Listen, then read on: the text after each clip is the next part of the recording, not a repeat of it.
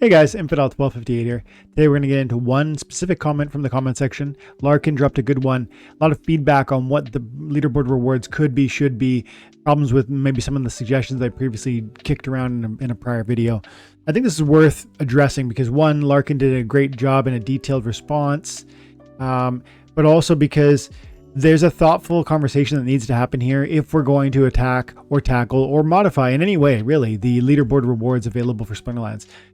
You guys know there's significant DEC. Well, significant is a subjective word. There is significant DEC paid out to the leaderboard if you are on the leaderboard.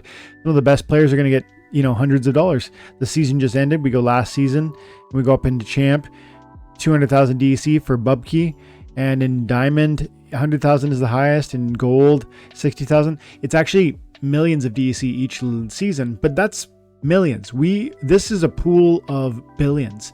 There is probably 5 billion-ish, 4.5 billion DEC sort of on the market and available, but truly it's not all available. Some of it's being held and will not be spent. But still, when we compare billions, even 4, 5, 3 billion to 15 million, it's just, they're not even in the same ballpark. And so some would say it's not a big deal. Others would say we need to reduce the DEC inflation. I saw comments, I think from Steve, saying he really wants to push that and end the DEC inflation from the leaderboard. So you got community member Stever saying he wants to stop it. We got Larkin over here saying no.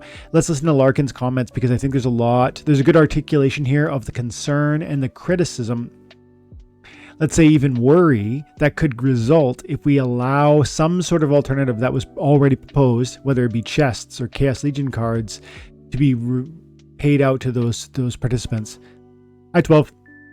I think replacing DEC rewards for something else at this moment is a bad decision. You would be decreasing one inflation, which he's referring to DEC inflation, but producing another inflation. He goes, let's take the proposal for packs and chests. He goes, when you're going to reward 50, when you're going to reward packs, 50 for the top player in diamond, you will be inflating the cards that come onto the market. And that's true. And part of me wants to say, and he adds more to that point, so we'll get it all, but I just want to articulate right now. Part of me feels it's okay if the card prices go down and down and down, because at some point they reach a floor, and it's like the diamond hands, weak hands argument. If your favorite crypto is dropping, in some sense, you kind of want people to get sold out. Those who are going to sell, you want them to sell. So maybe that's something to think about, but let's carry on with what Larkin's saying. He goes, not most of the top players already have their close to maxed out decks, and maybe even maxed out, I would argue. And so a high chance that the cards, they don't need these cards and they'll be sold or rented out. And I would add sort of an incentive. I would make this point more strongly for Larkin. I would say he's probably right, even to the point where they're not going to be rented out, because these are low level cards. There's no return on those. The DEC cost to put it on the market is going to be outweigh the return cost. So they're just going to be, those packs are going to be sold if the person wants that liquid value. And so then he goes on and he says, it's also a chance the packs themselves will sell on the market. Like you see now the reward packs from chest, and make the prices of these packs go even cheaper. Also a high chance the players will no longer buy packs on the market. That's interesting. Why buy if you can get for free just by playing? Yep. Yeah, that makes sense. So far, I think I'm in agreement with what he's saying, and especially, the way he's clearly articulating his point. I would say, again, harkening back to my first point there, I think it's the same thing. Like if the cards themselves get cheaper, Chaos Legion, in the short term, in the 6 to 9 month window, with my vision, and again, I could be wrong, but with my vision for the future turnaround, the price appreciation of those cards as land does what land will do. And we now just land 1.5 is at this very moment, I think, available on the MAV testnet. We're not going to get into that, but tomorrow, on Monday, we're going to get the town hall, and they're going to dive deep into it. So we've got that just around the corner now, and I think that's going to gobble up a lot of cards, and I think that maybe means that it's okay to me, and I know to many of us who are deep underwater on our investments within this game right now. You're feeling like you don't want more inflation chipping away at that paper value. But to me, the paper values are relevant. The core value, the utility is what I want. And so I hear your point. I think you're right, but I'm saying I just want to give you that little bit of silver lining. Like if there was inflation on these packs, we would just get through the packs faster. Because remember, there's an X number of packs available, and once they're gone, they're gone. I think it's 2 million or something like that that's in the DAO. I don't know the total number. It might be 1, might be 2, but those packs, once they're gone, they're gone. And then we get to a point eventually where they're open, they're done, and hopefully we get a player-based growth plus land does what land should do.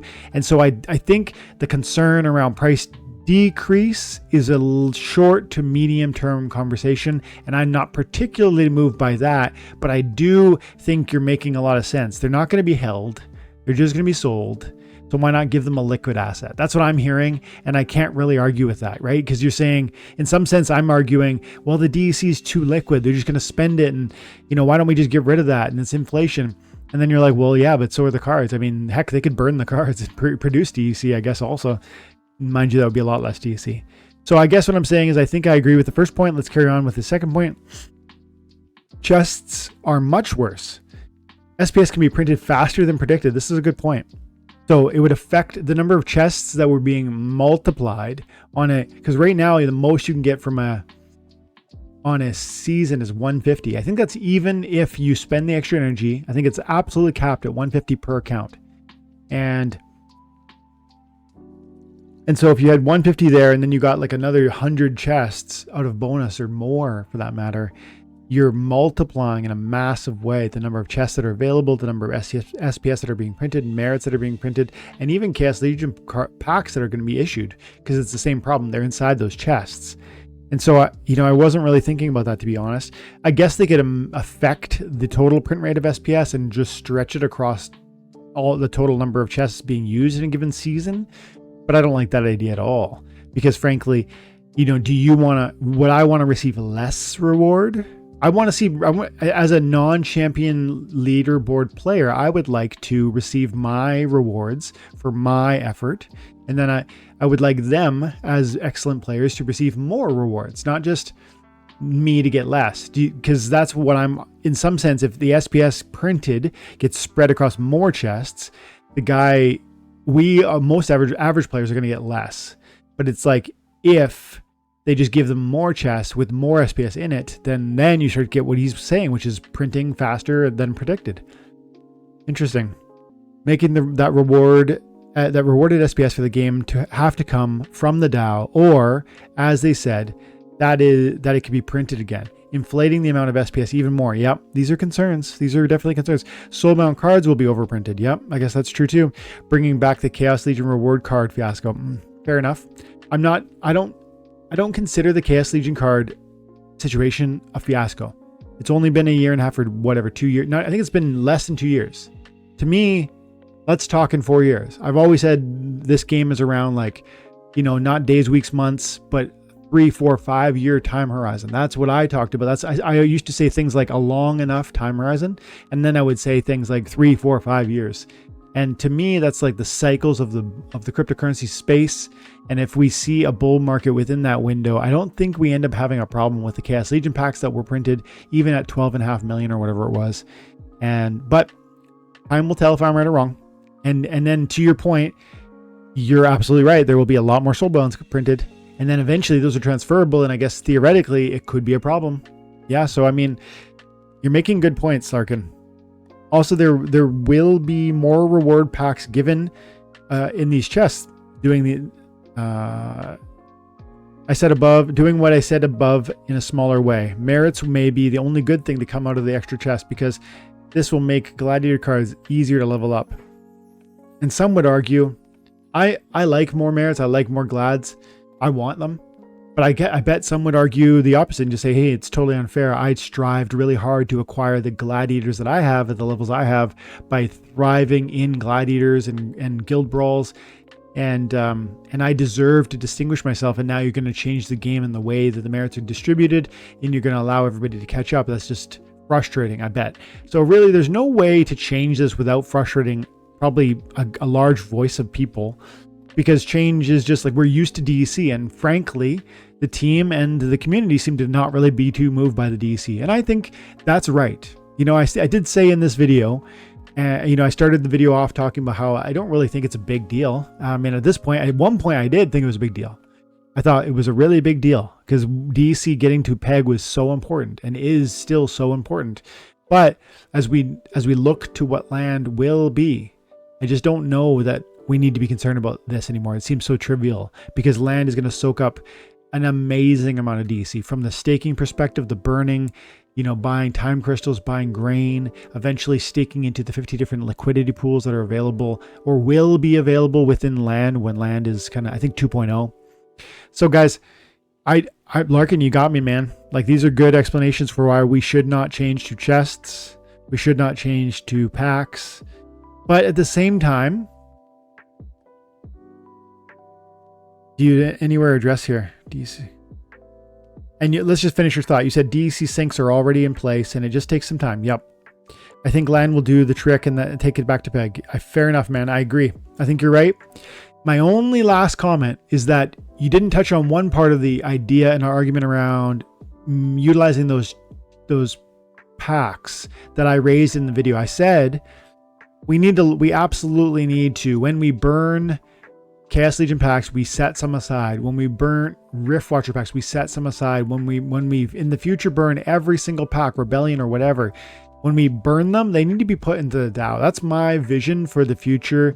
Because frankly, if we're saying, look, the community doesn't have an appetite for these packs right now, you know what we need to do is we need to then decide, okay, fine, that's fine. But they're going to go into the DAO and they're going to be held by the SPS holders. That's going to add value and utility to the SPS token because it's more and more and more assets under the stewardship and the guidance and the governance of the decentralized SPS token holders. That's really important. But then two, it's a financial asset that we can do a multitude of different things with, from maybe providing some reward at some point, maybe setting up new accounts with something like Nifty, maybe, you know, there's a dozen at least ideas we could do with that, but burning it, just literally deleting it, just doesn't make much sense to me. I think you put them in there, they're owned by the DAO, it helps the community, it helps the sale of the project, because frankly, if we can't sell it, then they do get removed. I want to say, not deleted though, because deleted just doesn't make a lot of sense. If the game's going to grow the way we hope it's going to grow, Larkin, and I think you would agree, then we're going to want more cards. And if we have them in a decentralized sense like that within the DAO, no one's going to ever complain about that, because that'll be an ownership that we hold. Again, adding value to that token, that SPS token, and giving you more reason to hold on to that, because wow, there's millions and millions and millions of packs in there in addition to SPS and DEC and whatever else is in there. Right. So it's just this, as that grows, that's going to be an argument in and of itself for why people want to hold SPS, because they want to have a conversation, like a sort of a capacity and authority over what happens with that value. So thanks for the comment, Larkin. And I think I agree, actually. I think you convinced me packs and chests are probably not the play from a leaderboard reward perspective, but I would like to see those packs being set aside on Rebellion and every other future set in a DAO manner, so the DAO can use them however the DAO sees fit. Thanks for your comment, Larkin. I hope you have an amazing day. God bless you, buddy. And I think you're actually Larkin 36. Thanks for the comment, bud. I hope you have an awesome day. God bless.